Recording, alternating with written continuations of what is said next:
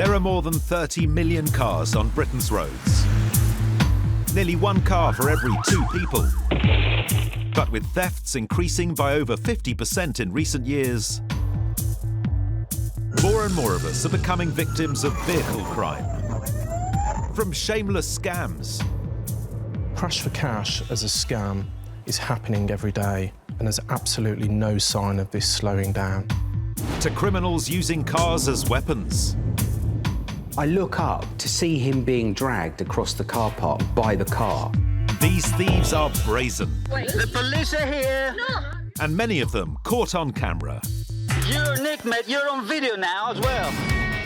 Tonight, the hapless joyriders who careered round the streets in a stolen bus. We just hijacked a bus! No one's on this bus, bruv! Apart from us. The man who had his van stolen and then put his body on the line. He was absolutely full speed ahead towards me. Police officers in hot pursuit. I need assistance. I see the male that's got out is holding a hammer. They go to try and attack my car. And some of the closest calls caused by car crime. At first I thought it was an earthquake. The car was inches away from me. Plus, a former car thief reveals the tactics used by the criminals. What the car thief is looking for is, what have we done wrong? How stupid are we?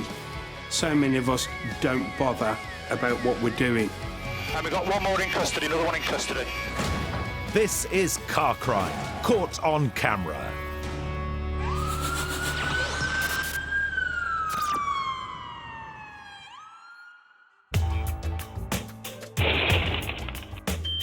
More than 450,000 vehicles were stolen in England and Wales in the past 5 years, nearly one every 6 minutes.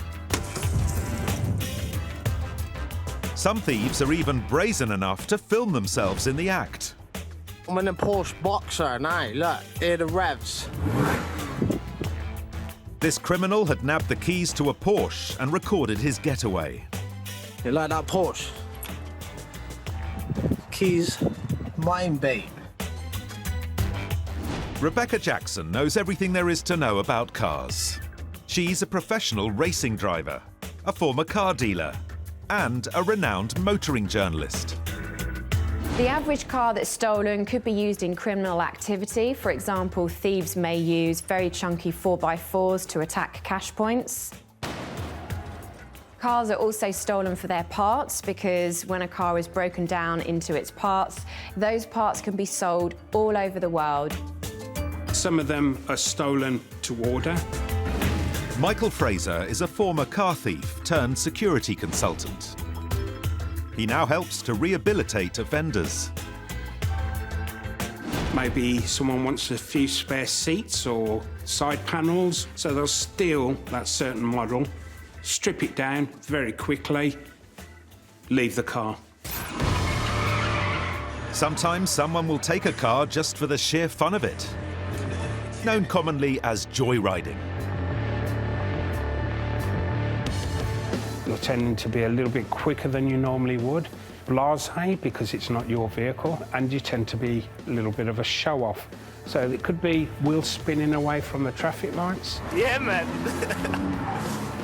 The lack of safety, the lack of do you care, the lack of don't think about other people, but you're speeding, you're doing things that you wouldn't normally do, and you certainly wouldn't do it in your own car. In the Cotswolds town of Tetbury, for these two joyriders, taking a car wasn't enough. It's 1 in the morning, and they've decided to get their kicks behind the wheel of a 31-seater bus. Oh, surely there must be a kid.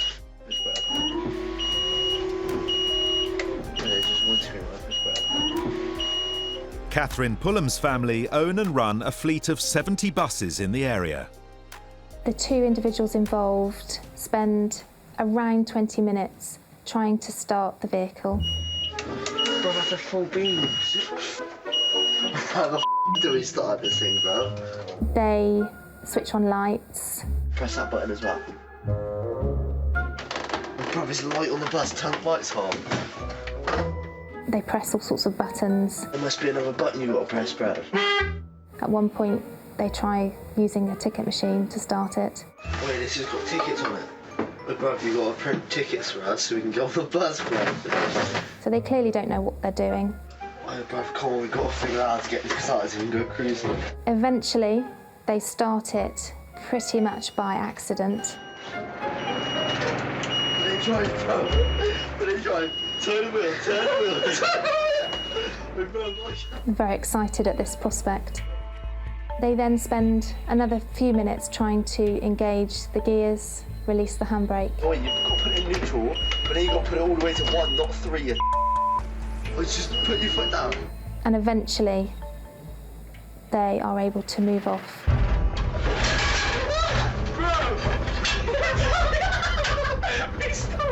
We've stolen a bus! We've stolen a bus! No one's on this bus, bruv! Apart from us! My pass is the bottle of wine, then. The two men had been drinking. Within minutes, they were careering dangerously down the country lanes, risking their own lives and those of other motorists and pedestrians. Tommy! We just hijacked a bus! What are you saying? They go over roundabouts the wrong way. They drive on the wrong side of the road. They drive over curbs.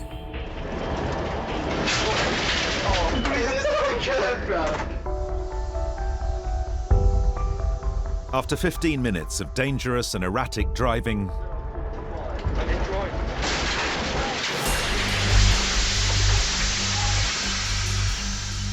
the bus crashed into a ditch. The two joyriders were thrown into the windscreen.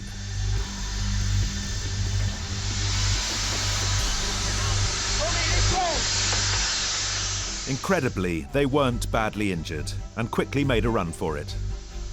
It was incredibly lucky that nobody was hurt or worse.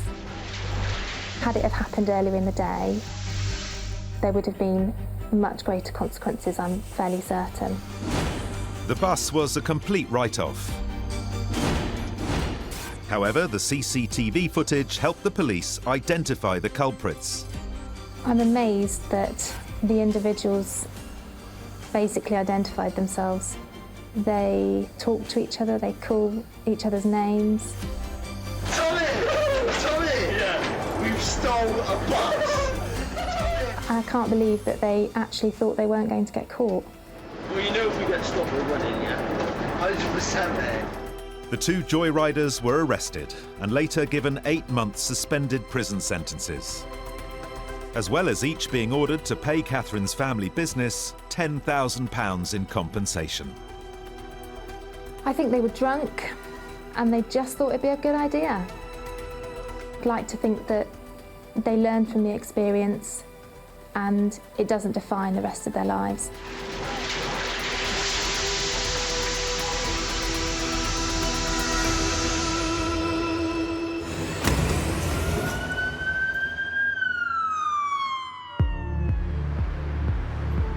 When it comes to carrying out car crimes, thieves can be sophisticated and downright devious. Scams are often used to steal cars. If you're selling your car privately and someone is coming to have a look at it, be careful. Because what they can do is ask for a test drive and then just drive off with your car.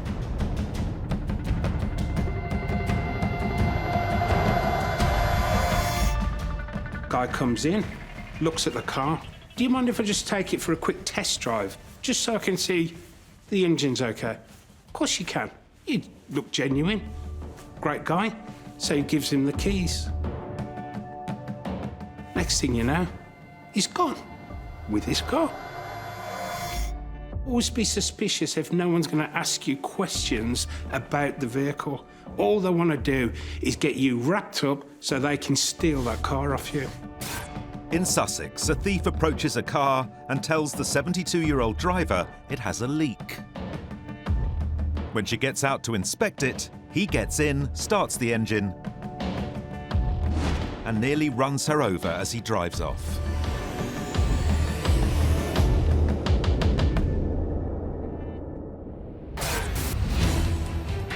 One of the most popular scams is what is known as crash for cash. What is this, guy? Oh my God! It's a crime that uses innocent drivers unwittingly in criminal scams. It usually involves someone pretending to be hit by a car and another masquerading as a witness. Are you all right with it? Yes, please, boss. We should have caught him good. I've got a camera here anyway. But with the rise in dash cams, more and more of these scammers are being caught on camera. Jason is head investigator for an insurance fraud company. Crash for cash as a scam is happening every day, and there's absolutely no sign of this slowing down. The estimated cost to the insurance industry of crash for cash is around £340 million per year. He and his team are responsible for helping to crack one of the biggest crash for cash schemes carried out in Britain. We're approached by an insurer with details of an accident that they suspected would be suspicious. This involved a bus and the passengers on the bus within Cardiff.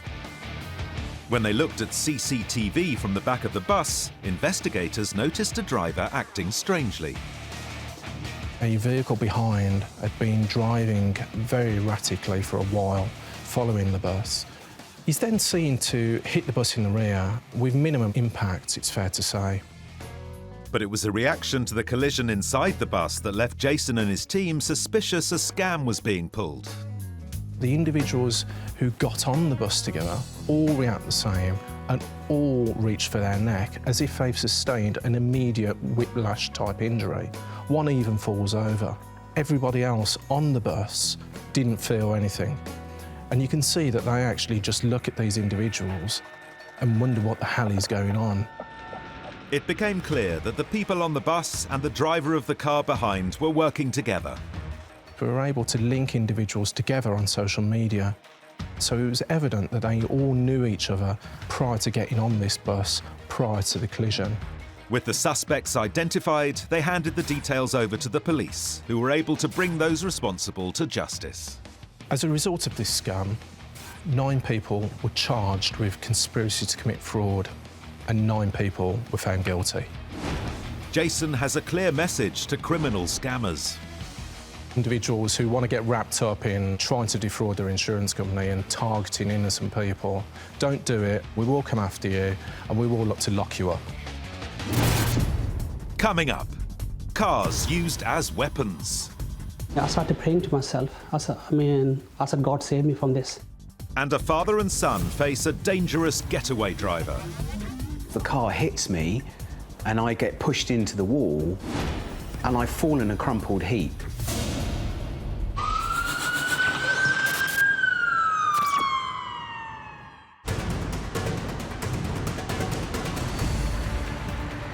Car crime is big business, and the thieves determined to get their hands on your vehicle can be highly organised. Thieves will use covert methods to commit their crimes. These criminals in Wigan launched a coordinated attack on a local vehicle rental business. First, they stole a safe containing keys to the vehicles, which was taken away in a stolen Land Rover. Then they returned, keys in hand, and systematically made off with nearly every vehicle in the car park throughout the night. Thieves will often scope out potential targets before striking.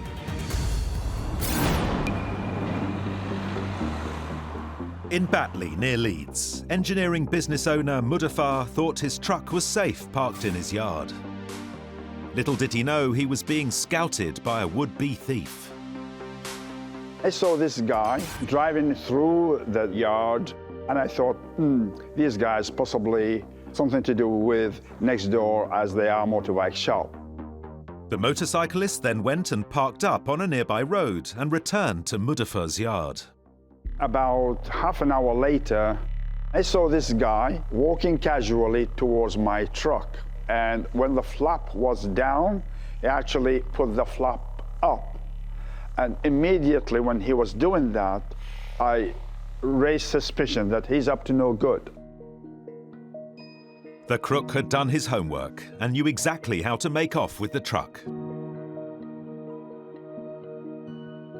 He knew somehow that I put the key under the sun visor. So of course he started the vehicle immediately. Mudaffar ran out to try and confront the truck thief, but it was too late. I was in front of the vehicle. I thought he possibly will stop. But of course, only thing is in his mind to steal my truck. He was absolutely full speed ahead towards me, and it is a fraction of a second where I moved to one side. There was blocks of concrete on the back. They were shooting out of the back of the truck. So these blocks that could have hit somebody, the consequences would have been severe. Fortunately, a few days later, the police found the truck nearly 10 miles away in Bradford. Luckily, it was still in one piece and safely returned to Mudaffar, much to his relief.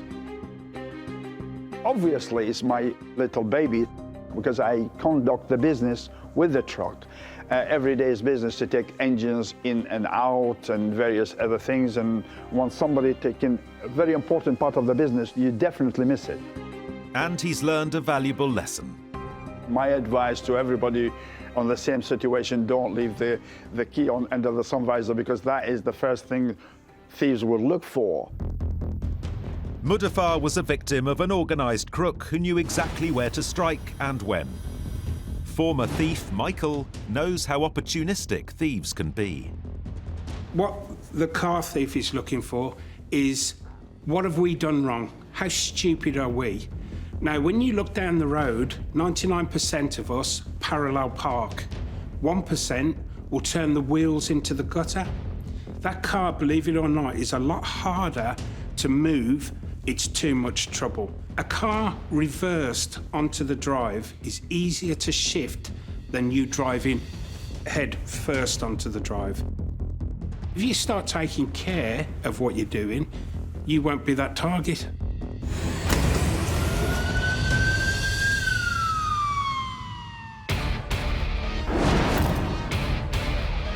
Car crime is a huge problem on Britain's streets.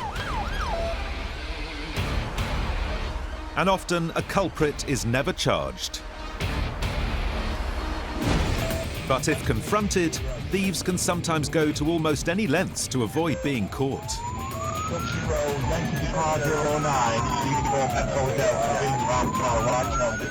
In Manchester, the driver of this van is determined to lose the police.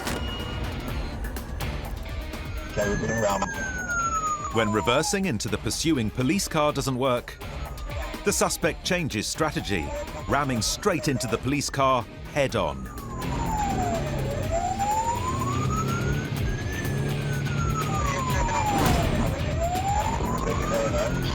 Before fleeing the scene. The driver of this van in South London left a petrol station without paying.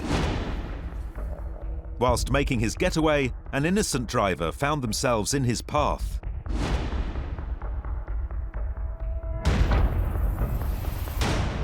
The suspect then targeted the terrified driver. The van then goes around, but continues the assault. In this case, the driver was protected by their car, but others aren't so lucky. Alistair runs a car valeting business with his son Jordan. They were victims of a vicious attempted robbery where a car was used as a deadly weapon. It's been a pretty busy day. You know, we've done probably about 30 cars and the day had gone really smoothly. Jordan was cleaning a customer's car when, out of nowhere, a man ran towards him, intent on stealing the day's takings, which he was carrying in a money belt. I noticed his arm just come in, pull me out of the boot, saying to me, "Give me the money." I knew instantly who it was. I mean, I recognised his eyes, I recognised everything from up here. Jordan had recognised the hooded man as a former employee. We started to tussle backwards and forwards. He pushed me up against the wall. Everyone had noticed that I was in trouble. Other employees joined the fray in a desperate bid to subdue the thief. Alistair heard the commotion and immediately ran to the rescue. I ran across this hooded figure, was really going for it, shouting he wanted the money. So the best thing that I could do to start with was to get him away from the customer's car. They eventually managed to pin the robber down. And Alistair and Jordan thought the situation was under control. A few other people managed to pull us away from the Mercedes, and I was just holding onto his leg for dear life while Dad had tried and get him on the ground. He was screaming his head off, they're coming, help, help, they're coming. What they hadn't counted on was the ex-employee's accomplice was waiting in a car. I looked up and heard a revving engine.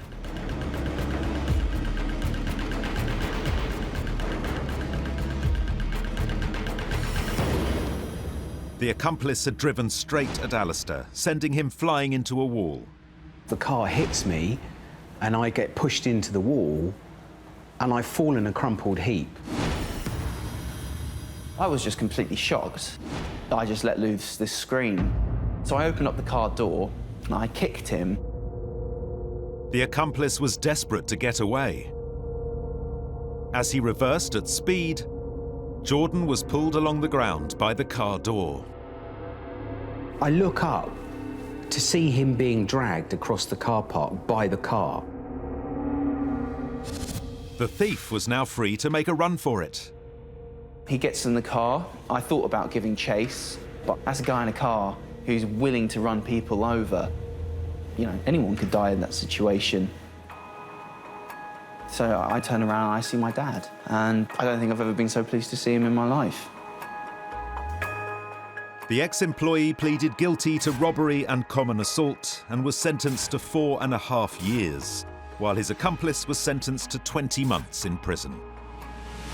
I can't think of much worse than a car as a weapon. You never really understand how terrifying it is to see a vehicle that is made out of metal coming towards you, which is made out of flesh and blood. We were very lucky, and I'm just so grateful that both of us are still alive. Chris Hobbs is a former police detective. He spent over 30 years on the force, and he's noticed an increase in this kind of attack. What you do see now is more and more of examples of, be they criminals, be they joyriders, or perhaps people who are just indulging in antisocial behaviour, using vehicles as weapons to actually attack. It could be police officers on the street, it could be they've had an argument with someone, somebody gets in their vehicle and then deliberately drives up on the pavement to knock the individual or individuals down. In Newport, South Wales, the teenage driver of this car drove it into pedestrians on a night out. The suspect claimed to be attempting to break up a fight, but ended up running over 2 women before fleeing the scene. The driver was found guilty of grievous bodily harm with intent. During the trial, the judge deemed the driver had been deliberately using the car as a weapon. There's a tendency to forget that you are in charge of really a lethal weapon. And if that lethal weapon is going at speed, then in terms of the effect on pedestrians or other vehicles, we see quite often it can be absolutely lethal. In Rochdale, Greater Manchester, Mohammed became another target of a weaponised car attack when he asked a drunk man to leave his shop. Whilst I was serving customers and he just walked in, I knew he was intoxicated. So I asked him if I could help him. And he never said much to me at all. So I told him, I think it's time for you to leave the shop now, sir. Mohammed thought that was the end of it, but the man returned, this time in a car. I had customers in the shop at the time. One of the customers, he started standing outside and I ignored him. What Mohammed didn't realise was that a car was reversing into the shop at full force. First I thought it was an earthquake. As the whole shop front began to cave in, Mohammed and his customers were forced to watch on, helpless. I mean, I never knew what to do. This shop, I kept on moving forward, coming close to me. The car was inches away from me. I started praying to myself. I said, God save me from this. If he hit the 5th time, I wouldn't be talking to you today. That was a miracle to escape from that at the time. Then, just as quickly as the attack began, it finished, leaving Mohammed's shop in ruins. He simply drove off. And all the customers were there just looking around, and I didn't know what to do. I wasn't in my senses. I was in a state of shock. The attacker was a local man, someone Mohammed had known for years. He was sentenced to over 3 years in prison for the attack. It was never made clear if the attack was due to alcohol or because Mohammed had thrown the man out of his shop, but it's had a lasting effect on him. It's going to stay with me for the rest of my life. Still want the answer to my question, why me? Coming up, a man fights off a luxury car thief. I was straight out and quick as a flash. And the rise in high-tech car criminals. Cars have become like massive computers, and just like any computer, they can be hacked.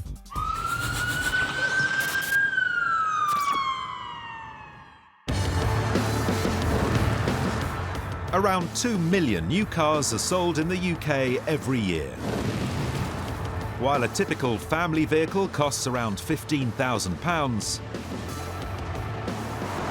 at the top end of the market, some vehicles have eye-watering price tags, making them highly desirable for thieves. And it's these top-of-the-range motors that are more likely to be targeted. Car thieves do target luxury cars, and the obvious fact is that it's more value in them. You don't know what else you're going to get. And the more expensive that you've got away with, boy, do you feel excited. Your heart's pumping, you're in this powerful motor. No one's lost out because it's probably a company car or the guy was rich. I can't achieve it by going out to work and being honest, but boy, oh boy, I achieved it because I stole it. One proud owner of a luxury car is Stephen from Newcastle. He was overjoyed when he managed to finally get his hands on a Range Rover, his dream car. The reason I decided to buy that car was quite a powerful car, and it was a lovely car to drive, really. One of the better brands out there. He certainly wasn't taking any chances, parking it right outside his house, where it's monitored by CCTV. But he's not the only one who took a fancy to the car. He and his partner Nicola were getting into bed when they heard a car alarm going off on their street. Stephen was dozing off, and I was just plodding on, doing my fake tan. Outside, a thief was breaking into Stephen's new Range Rover. I heard a car alarm, and it took a while to actually realise someone was in our car, and then I panicked and woke Stephen up. And we both were shouting out the window, thinking the person in the car would have scared off, sort of thing. But he didn't, so Stephen ran straight downstairs. I was straight out and quick as a flash. Stephen charged towards the thief, determined not to let him get away. But in his haste, he didn't put on any clothes. I seen the guy running away from the car, and I thought, oh, I've went this far, may as well not let you get away. Fully 100% committed to it, and decided to tackle the guy to the ground. Took him down and gave him a rash telling off. I was quite shocked, as it would be, seeing someone in the nude running at you, but I think he might have forgot that he was trying to steal a car. I think when I was on top of him, he didn't really know what to do. I think he just lay there froze, obviously not knowing where to put his hands, obviously.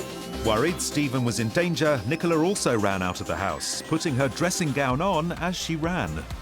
I was panicking that Stephen was going to end up being attacked. I just thought if I ran out, maybe he would be a bit scared. It wasn't until I came out and reminded him, really, that he had nothing on. Stark naked and fighting a car thief in the middle of the road, Stephen had to make a choice. What do? I thought I'm going to have to let him go. and go back in the house and put some clothes on. Police did eventually catch up with the young would-be thief, but Stephen decided not to press charges. The guy was young and he thought he deserved a second chance. At the time it was a little bit of a shock, but we laugh about it now a lot. I'd still run out there naked if someone tried to take it again.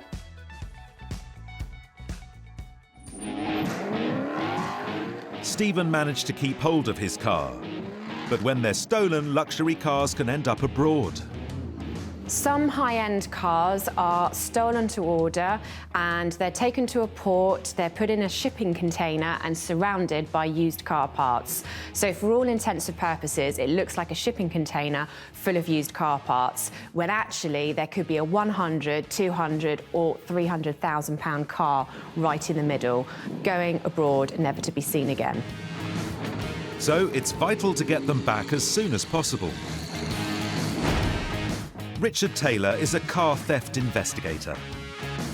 He's not employed by the police, but works for individuals and companies fitting luxury vehicles with specialist tracking devices. When they show up as stolen, he immediately tracks them down. They give us the call first. Even before they call the police, they call us first. Using a specialist scanner, Richard's able to identify the stolen vehicle's location. It's all about speed and getting to the asset as quickly as possible. Recently, when a car hire company's £50,000 Range Rover went missing, Richard was alerted. He decided to film the journey to retrieve the vehicle from start to finish. We had an area alarm from a Range Rover this morning, called it into the hire car company, and they have confirmed that the vehicle has been stolen. For Richard, this wasn't going to be a regular recovery mission. The vehicle had already been taken abroad. The vehicle is showing a position in Calais, France. Richard and a colleague travelling with him were now in a race against time to get the car back. The car is in Calais, and it shouldn't be in Calais. That is a recovery situation. So that means we sort of have to go to a code red. They set off for France on the Eurotunnel, constantly monitoring the vehicle's location. It's outside a hotel, and our intention is to snatch the car back and bring it back to the UK. Then, as they were nearing France, the car suddenly moved. We're trying to make sure on our laptop, is this vehicle moving? Then, at one point, the vehicle moves, and we think, are we going to have to chase this across Europe? Fortunately, the car had only moved a few hundred metres to a nearby supermarket car park. So when we come out of the other side, there's a supermarket. Looks like that blue dot is where the stolen Range Rover is. As they arrived in France, Richard and his colleague drove straight towards the supermarket. The thieves could be dangerous, so they needed to approach with extreme caution. Richard's not a police officer and so has no powers of arrest. His only priority was to get the car back for his client. We want to be undetected as we approach this car. We want to mix in with the background and just see what's going on, analyse the situation and see what the next step would be. As they approached the vehicle, they had no idea if anyone was still with it. Right, I can see the car, so go left there. They confronted the suspected thief, who didn't put up a struggle, handed back the keys and made a sharp getaway. We've just caught the driver in there, and basically we've pulled him out and he's taken a long walk back home to England. So that chap's disappeared.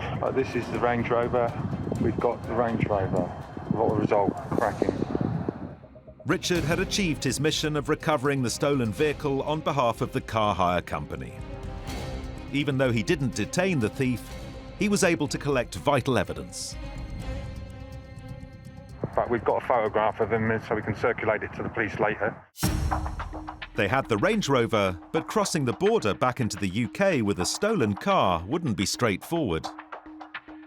So we're at Calais side of the tunnel crossing, and UK police have still got this car registered stolen now. So we're now just being checked ourselves for bringing this stolen car back to the UK. Otherwise they're going to have to seize it off of us, which we don't want them to do. Richard was eventually able to prove he was authorised to be driving the car, and he was finally able to deliver it back to the owner. We've managed to bring this car back to the UK, and it's safe, the customer's happy, we're happy, no one's got hurt, and it's a really fulfilling thing for us to do. Yeah, terrific. We've got it all back and everything's good. It's cracking. Technology can be a vital tool in the fight against car crime. But as vehicles become more high-tech, they're under threat from a new phenomenon: keyless theft. Tech-savvy criminals can break into cars by fooling it into thinking they have the key.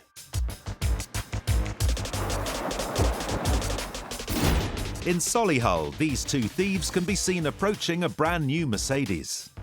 While one stays near the car, another is seen brandishing a special device near the front door of the house. It boosts the signal from the car key, allowing the thieves to get into the vehicle and start the engine. Within seconds, they're able to make off with it. Motoring journalist Rebecca knows all about the latest car technology. Cars have become like massive computers, and just like any computer, they can be hacked. Two thieves have two devices, an amplifier and a transmitter. The amplifier can pick up the signal from the key inside your house. It works through walls, it works through doors, it strengthens the signal, sends it to the transmitter, and the car thinks that the key is right next to it, which means thief number two can just open the door, start the car, and drive off. But there are ways to protect yourself from becoming a victim. But people say it's the extreme, but you can put your keys in the freezer. That covers them not picking up a signal. You can put them in the microwave. The best one is a little bag that you put your keys in. That way it's protected, it's isolated, so they can't pick up that signal. Coming up, brazen car criminals caught in the act. You're Nick, mate. You're on video now as well. Stand by. And armed robbers who'll try anything to get away from the police. They've got out and attacked my vehicle seat, mate. They've got out and attacked me. Stand by.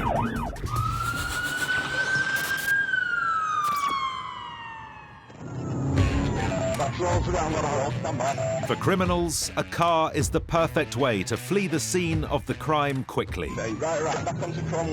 But when police catch up with them, it can lead to a high-speed police chase. Right towards the junction, right towards the junction. They often reach speeds well in excess of the speed limits. Speed 120, lane 3, crossing you.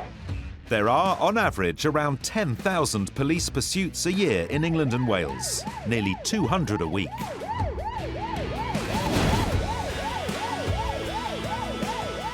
Criminals will do anything to get away. Yeah, you could have stopped the... This driver went through a level crossing seconds before a train crossed. Yeah, I'm not going to follow, Yeah, 1-3 vehicles made it across the level crossing just. In Bolton, two burglars are making their getaway after robbing a convenience store and causing £5,000 worth of damage. PC Ian Bruce was hot on their trail. I'm in pursuit of one. This thieves on in Greenmount. It's Ford Mondeo. When you get in the car and on your own, you don't think about the potential dangers and that, you know, you just go after them. The thieves hit speeds of up to 70 miles per hour on residential roads. As PC Bruce closed in, the suspect let off a fire extinguisher in a bid to slow him down. It's spraying a fire extinguisher out of the vehicle at me. Almost immediately getting behind the suspect's car, they've let off the fire extinguisher, which is a tactic that they use to try and cloud our view as we're pursuing them. The thieves then changed tactics. The driver slammed on the brakes. Just out of sight of PC Bruce's dashcam, one of them got out and brandished a weapon. They've got out and attacked my vehicle, CK. They've got out and attacked me. Stand by. I see the male that's got out of the near side rear door is holding a hammer. It's obviously then that they go to try and attack my car. PC Bruce couldn't risk getting out of his car and trying to make an arrest. When he turned his vehicle around, he came under attack again. The car is driving towards me.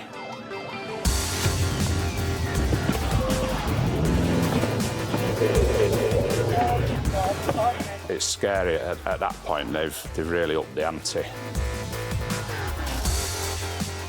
When they get out with weapons and you're outnumbered, it is frightening. There's no getting away from that. Undeterred, when the suspects set off again, he didn't hesitate to give chase. I need assistance. I need assistance. They've attacked me and my vehicle. Stand by. With backup on its way, he updated his colleagues with the suspect's location so they could intercept them. It's going to come out at the India Gate restaurant. It's a traffic patrol is making with a stinger device, which is used to pop the tyres of the suspect vehicle.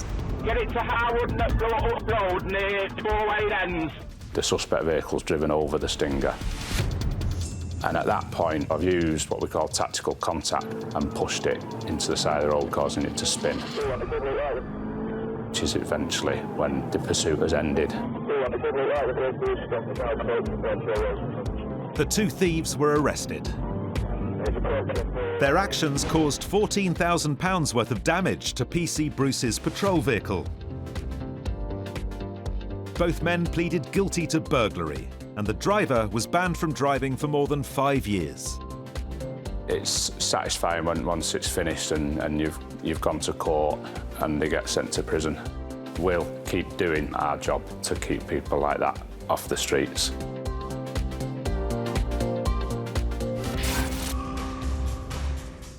While some car criminals will do anything they can to escape the police,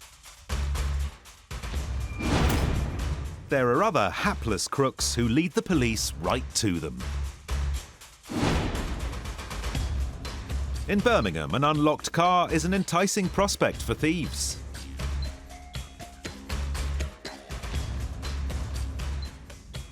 Unfortunately, these cars happen to be police bait cars, designed specifically to catch car criminals in the act. Their every move is being caught on camera by the police.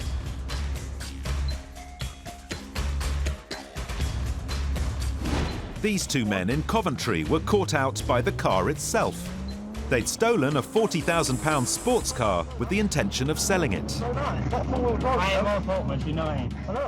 However, they didn't notice the car's dash cam silently recording their conversation, including when they called each other by name. Go on, now through, straight through. Yes! When the car was eventually recovered by police, the dashcam footage helped secure 5-year sentences for both men. Some car criminals just can't seem to get it right, as Dimitri from Swansea found out when he caught a thief trying to make off with his neighbour's car. You're Nick, mate. You're on video now as well. He'd gotten in through the soft-top roof and was trying to make his escape. But Dimitri and his neighbours weren't about to let that happen. We confined him to a very small space. There was a bit of sense of fear. We had no idea how dangerous he could have been. Cornered and trapped, the car thief was desperately trying to escape. Yeah, they're on the way. Hey! Hey! Hey! Realising he couldn't fight his way out, he tried talking his way out. Telling them he'd bought the car himself. Yes! You haven't bought anything, it's not yours. It's my daughter's car. He kept insisting, to be fair. He kept saying, no, I just bought the car off someone, as if he was trying to make us believe it, but it just didn't do anything for us. Soon, the police arrived, and the would-be thief had been caught red-handed. You'll be on YouTube, yeah? Idiot. He pleaded guilty to criminal damage and received a jail term of 32 months. He got exactly what he deserves. He tried to steal a car, and the sense was that of justice being served.